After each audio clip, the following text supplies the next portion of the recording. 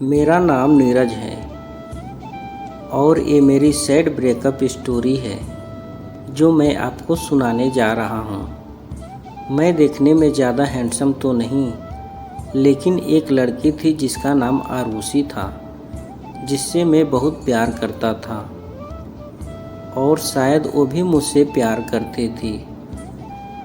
शायद ये बात सितंबर 2019 के वक्त की है, जब मेरी और आरुषि की बातें बहुत कम होने लगी थी। मैंने आरुषि को कई बार पूछा था कि आजकल क्यों तुम मुझसे बात कम करती हो, कोई प्रॉब्लम है क्या?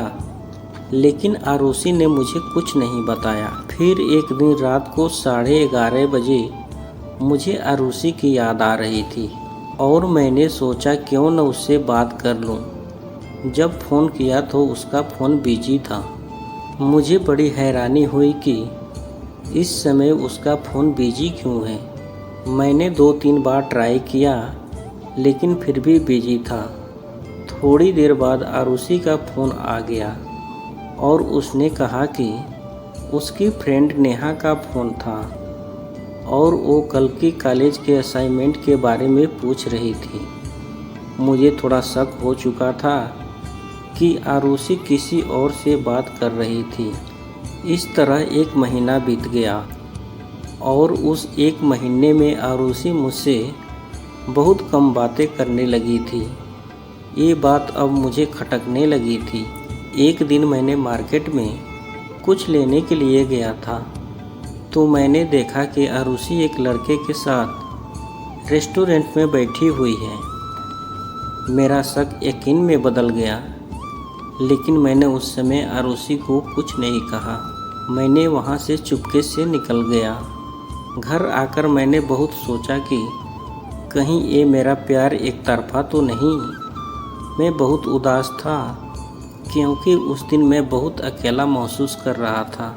अगले ही दिन मैंने आरुषि को फ़ोन किया और उससे मिलने के लिए बुलाया। मैं अंदर ही अंदर जानता था कि शायद मेरी आरुषि के साथ आखिरी मुलाकात होगी।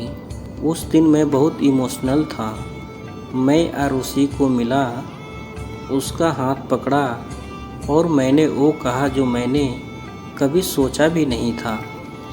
मैंने आरुषि को कहा, आरुषि, मैंने तुम्हें बहुत प्यार किया था, लेकिन तुम शायद बदल गई हो और इसमें कोई बुराई नहीं। वक्त के साथ हर इंसान बदल जाता है, लेकिन कम से कम मुझसे एक बार बात तो करके देखी होती। खैर, मुझे पता है कि तुम्हारा अफेयर किसी और के साथ भी है और इसलिए मैं चाहता हूँ कि तुम मेरे इस बंधन से आज़ाद हो जाओ। मेरा वक्त, मेरा दिल, मेरी फीलिंग सब तुम्हारे लिए थी। मैं नहीं चाहता हूँ कि तुम मेरा दिल तोड़ने के डर से मुझे कुछ न कह पाओ। इसलिए आज मैं तुमसे कहने आया हूँ, आरुषि, आज के बाद मैं तुम्हें कभी नहीं मिलूँगा। और हाँ, मैं तुम्हें तुम्हारी ज़िंदगी के लिए शुभकामनाएँ देता हूँ और चाहता हूँ कि तुम ज़िंदगी में हमेशा खुश रहो। आरुषि बिना कुछ बोले मेरी बातें सुन रही थी। शायद उसे भी पता था कि मुझे उसके अफेयर के बारे में पता चल चुका है। उसकी आंखें नम भी थी, लेकिन अब मुझे कोई फ़र्क नहीं पड़ता था। उस दिन मैंने सीखा कि जो तुम्हारी खामोशी नहीं सुन सकता, वो तुम्हारे लफ्ज़ भी कभी नहीं सुन सकता। कभी किसी को इतना प्यार मत करो कि वो तुम्हारे ज़िंदगी बन जाए।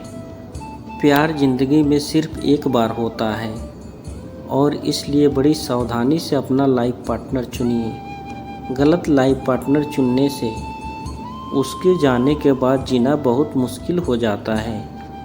आपके इमोशन और फीलिंग का ही हनन होगा। इस दुनिया में माँ बाप से ज़्यादा कोई तुम्हें प्यार नहीं कर सकता। वो चाहे तुम्हें डांटते हो, लेकिन हमेशा तुम्हारा भला ही चाहते हैं।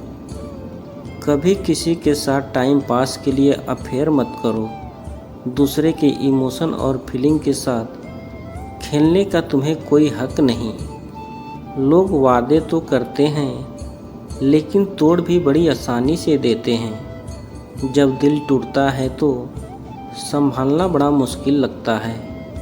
ऐसा लगता है कि ज़िंदगी रोज़ मौत दे रही है।